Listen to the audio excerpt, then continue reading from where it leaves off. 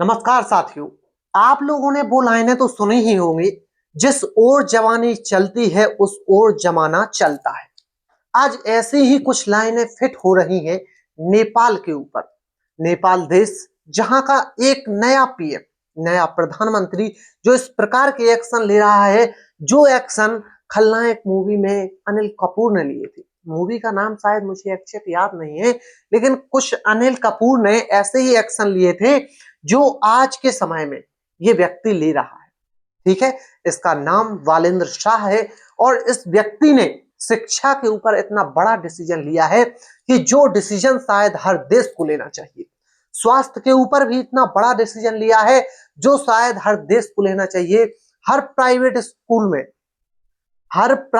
School में जो व्यापार के नाम पर चल रहे थे उन्हें तो पूर्ण रूप से बंद करवा दिया है।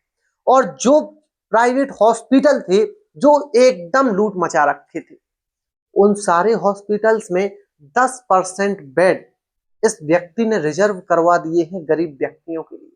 आइए जानते हैं पूरी कहानी क्या है, कैसे बना यह व्यक्ति पीएम और क्या रही इसकी स्ट्रगल स्टोरी, और आज कैसे कैसे काम नेपाल में हो रहे हैं और कैसे जो 100 प्रभावशील देशों में इस बार अपने देश का नाम नहीं आया, लेकिन नेपाल देश का नाम पहले आ गया। क्या नेपाल भारत से पहले विश्व गुरु बन जाएगा? क्या पूरी कहानी है, क्या होने वाला है आगे, पूरे के पूरे टॉपिक्स पर आज के इस वीडियो में हम चर्चा करने वाले हैं। तो बिल्कुल भी बीच सेशन में परेशान नहीं करूंगा आपको।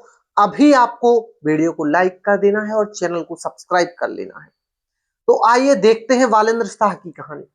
दोस्त, वालेंद्र शाह सबसे पहले एक चित्रकार हुआ करते थे और फिर चित्रकारी के दौरान एक अंधर जुनून था रैपिंग का, सॉन्ग बनाने का और रैपर बनने का।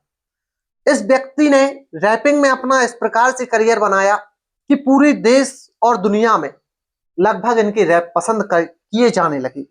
और फिर इस आदमी को लगता है कि मेरे देश के साथ, मेरे नौजवानों के साथ कुछ गलत हो रहा है। हर वही पुरानी पार्टी जो दावा करती है कि इस पार्टी ने ये किया, इसने ये किया, और कुछ सुधार नहीं हो रहे थे। फिर वही रैप जो एंटरटेनिंग के लिए बनाए जाते थे, वही जनता में आवाज उठाने के लिए बनाए गए। और वो रैप के चलते हुए ये व्यक्ति नेपाल की जनता को इतना पसंद आया कि इस व्यक्ति को राजनीति में खड़ा करने के लिए भी लाखों कमेंट आने लगे, करोड़ों की संख्या में कमेंट आने लगे और 5 से 10 दिनों के अंदर नेपाल की सरकार गिरा दी गई। इसके बाद में इस व्यक्ति ने अपने देश में सबसे पहले क्या कानून लागू किए हैं और किस प्रकार के कानून लागू किए हैं उनके ऊपर चर्चा करते हैं। इस व्यक्ति ने खुद अपनी प्रॉपर्टी पर बुलडोजर चलवा दिया, जिससे कुछ लोग इसे योगी आदित्यनाथ की छवि से जोड़ रही है। इसने प्राइवेट स्कूलों को बंद करवाकर शिक्षा पर विशेष ध्यान दिया ताकि जो भी कार्य अभी तक नहीं हुए हैं, शिक्षा पर विशेष ध्यान दिया और यह भी कहा है सरकारी स्कूलों की स्थिति मात्र 2 साल में सुधार कर देंगे, इस प्रकार से कि प्राइवेट की अपेक्षा सरकारी स्कूल ही बेस्ट होंगे। आप ये सोचिए, इस व्यक्ति ने यह भी अनाउंसमेंट कर दी है कि जितने भी कोई भी बड़े से बड़ा मंत्री या बड़े से बड़ा कर्मचारी कोई भी हो, सबके बच्चे सरकारी स्कूल में पढ़ेंगे ताकि शिक्षा में बड़ा बदलाव किया जा सके, और बदलाव भी तभी होगा। और इसके बाद ऐसे ऐसे कुछ कानून जो आपको लगेंगे कि ना जाने ये व्यक्ति क्या करने वाला है। तो आइए देखते हैं इनकी कुछ महत्वपूर्ण घोषणाएं, जिससे नेपाल की जनता इनसे इतना प्रसन्न है कि आज वालेंद्र शाह को इतना लोकप्रिय नेता माना जा रहा है कि अब शायद नेपाल में राजनीति में और कोई आने से भी डर जाए। आइए देखते हैं इनकी वो प्रमुख घोषणाएं क्या क्या है। देखिए, सबसे पहला पॉइंट तो आप सभी प्राइवेट स्कूल बंद, और जो चल भी रहे हैं उनमें 50% फीस ली जाएगी ताकि गरीब बच्चा प्राइवेट स्कूल की फीस अफोर्ड कर पाए। इसके बाद में जो भी 5वीं तक एग्जाम अभी हुआ करते थे वो सारे के सारे एग्जाम बंद करवाए गए हैं ताकि बच्चों को पढ़ाई के प्रति रुचि बनी रहे। इसके बाद में दूसरी जो बड़ी घोषणा है, ये दूसरी जो बड़ी घोषणा है वो ये है कि बड़े से बड़ा मंत्री या बड़े से बड़ा कर्मचारी, कोई भी बड़े से बड़ा मंत्री हो या बड़े से बड़ा कर्मचारी हो, सबके बच्चे सरकारी स्कूल में ही पढ़ेंगे ताकि शिक्षा के ऊपर काम किया जाए और कोई भी करप्शन ना दिखे। ठीक है। इसके बाद में तीसरी बड़ी घोषणा है, वीआईपी कल्चर को पूरा बंद किया गया। वीआईपी कल्चर को पूरा बंद किया गया। कोई भी नेता बिजनेस क्लास में तक नहीं जा सकता है नेपाल में। और जो बॉडीगार्ड काफले में रहते थे, जो इनके काफले में पहले 100 और हजार गाड़ी रहती थी, अब उस काफले में लगभग 5 से 10 गाड़ी रहेंगी और उन्हें ही बॉडीगार्ड दिए जाएंगे जिनकी जान को वास्तव में खतरा है। ठीक है। कुछ और ऐसी घोषणाएं देखते हैं, आइए।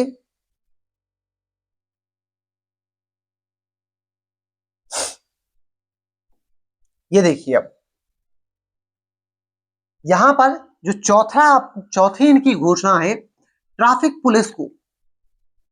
पुलिस को पूरा पावर दे दिया गया है। वो किसी भी मंत्री, कोई भी बड़े से बड़ा मंत्री हो या कोई भी बड़े से बड़ा कर्मचारी हो, किसी की भी गाड़ी को रोककर पूछ सकते हैं, तलाशी ले सकती है और नियम सबके लिए बराबर हैं। देखिए, पांचवी घोषणा देखिए, ये घोषणा नहीं है, ये पॉइंट इनके कामों से प्रसन्न होकर मैंने इस वीडियो में लिया है। देखो, नियम सबके लिए बराबर रहे, इसलिए इनकी खुद की प्रॉपर्टी जो 2 करोड़ रुपए की थी वो रेड जोन एरिया में आ रही थी। रेड जोन एरिया मतलब ऐसा एरिया जो सरकारी जमीन थी, जहां पर सरकारी काम होना था। तो इन्होंने अपनी प्रॉपर्टी को खुद तोड़वा दिया बुलडोजर से, इसीलिए इन्हें बुलडोजर बाबा के साथ काउंट किया जा रहा है। ठीक है, उनके साथ इनकी छवि जोड़ी जा रही है। आप देखेंगे छठवीं घोषणा क्या है, सरकारी मंत्रालयों में भारी कमी की है। 25 सरकारी मंत्रालय हुआ करते थे, अब 17 सरकारी मंत्रालय कर दिए गए हैं ताकि फिजूल खर्च रोका जा सके। जितने काम के मंत्रालय हैं वो चालू हैं और जहां पर काम बिल्कुल बंद था या 10 से 15% काम चल रहा था, उन मंत्रालयों को बंद कर दिया गया है ताकि जो फिजूल खर्चा यहां पर हो रहा था वो खर्चा यहां पर ना होकर देश की उन्नति में हो। ठीक है। इसके बाद में यदि हम देखें तो लास्ट का पॉइंट ये है, एक सेकेंड, लास्ट की घोषणा ये है, पीएम की फोटो, जो वहां के पीएम हैं वहां की फोटो ना तो किसी सरकारी ऑफिस में होगी ना किसी अदर ऑफिस कंपनी में होगी। उनका मानना यह है, आप लोगों ने हमें चुना है और आप लोगों के लिए हम एक आम इंसान है, कोई भगवान नहीं है। तो उनकी ये भी एक घोषणा है कि हमारी फोटो ना तो किसी सरकारी दफ्तर में रहेगी और ना ही किसी ऑफिस में रहेगी। ठीक है। और अंतिम और सबसे महत्वपूर्ण घोषणा, जो शायद हर व्यक्ति को पसंद आएगी या हर व्यक्ति के दिल को छू जाएगी, उनका कहना यह है कि जब तक सरकारी अस्पतालों की कंडीशन ठीक नहीं हो जाती, तब तक लगभग 1 या 2 साल का टाइम लगेगा, लेकिन जब तक सरकारी जो हॉस्पिटल हैं उनकी कंडीशन ठीक नहीं हो जाती, तब तक, सॉरी वो तो स्कूल वाला पॉइंट था, जब तक सरकारी स्कूलों की कंडीशन ठीक नहीं हो जाती तब तक प्राइवेट स्कूल में फीस 50% लगेगी।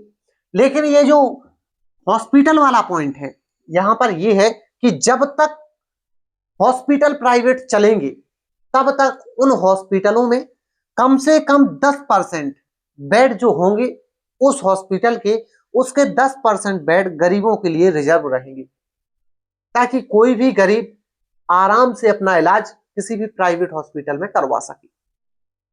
कुछ ऐसे ही पॉइंट जो इतने अच्छे लगे हैं इस एजेंसी सरकार को और इन बालेंद्र शाह को, बहुत अच्छे लगे हैं और इन्होंने अपनी पूरी एक पर्सनल 100 दिन के कार्य की एक वेबसाइट भी बनाई है जिस पर पूरे के पूरे कार्य वहां की आम जनता देख सकती है कि कौन सा कार्य अभी चल रहा है, कौन सा कार्य ब्रेक में है और कौन सा कार्य अपकमिंग में है।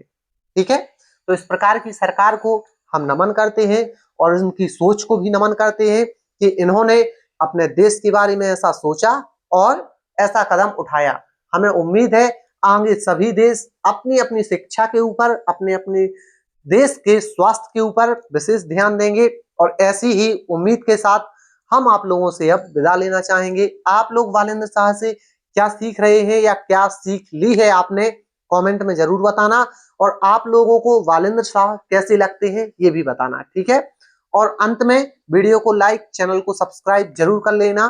धन्यवाद।